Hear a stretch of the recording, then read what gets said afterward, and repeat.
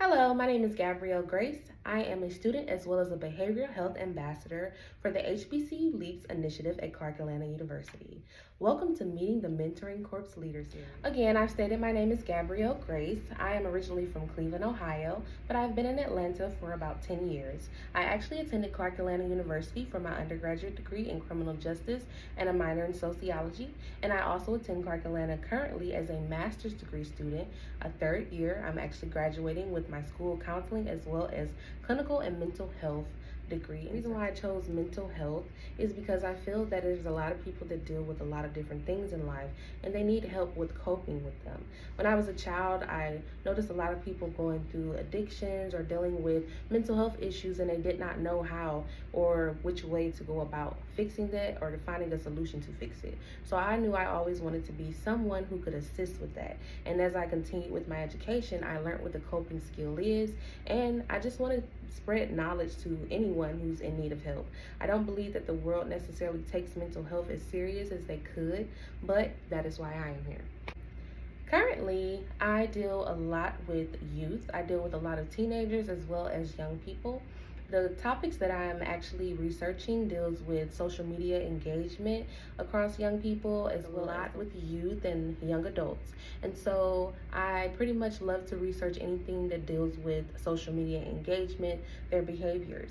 And I noticed that social media plays a huge impact on the youth of today. So I would like to figure out what positive roles social media plays an impact with as well as what negative roles.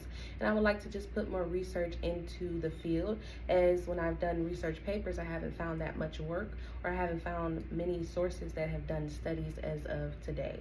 So I would like to create more studies and resources for people to have some information to look back on when it regards to that and how the youth behave with social media engagement, or even just the reality of what's promoted on social media. In the field, I hope to accomplish many things. I hope to accomplish helping people. Anyone that I come in contact with, I of course would like to help them, but eventually I would also like to have my own practice.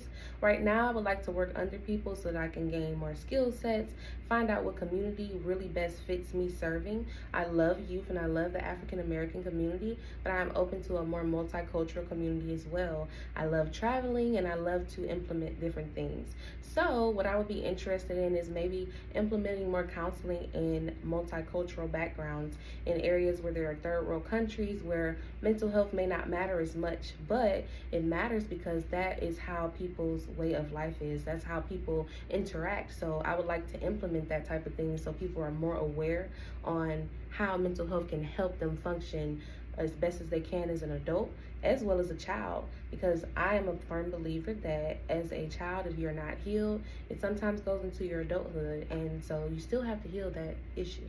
What motivates me to be a mental health counselor is that, again, I've came from a background that mental health wasn't always the priority, as well as I came from a background where resources for mental health was not available. So I would like to be that person who can connect the community to these mental health resources.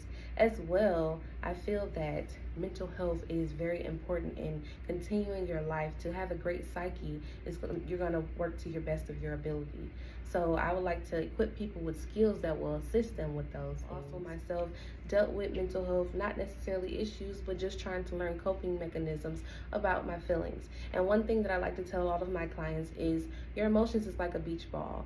Well, if you go to the beach and you put the beach ball in the water, the beach ball, you can dunk it as many times as you like to, but eventually the beach ball will continue to rise up. That's the way emotions are.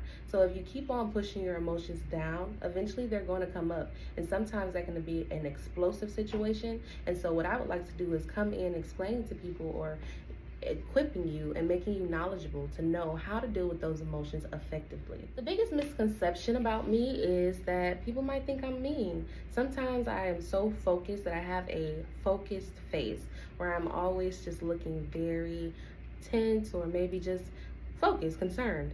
Actually, as soon as I start talking, I'm very smiley, talkative. Other than that, I do believe that I'm very helpful to many. They can come and ask me anything.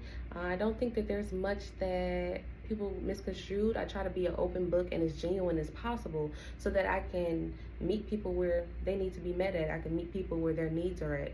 Try to be as malleable as possible for each client or each person that I interact with, because you never know when someone's going through something. So some random fun facts that people don't know about me is that I am an avid Sims player.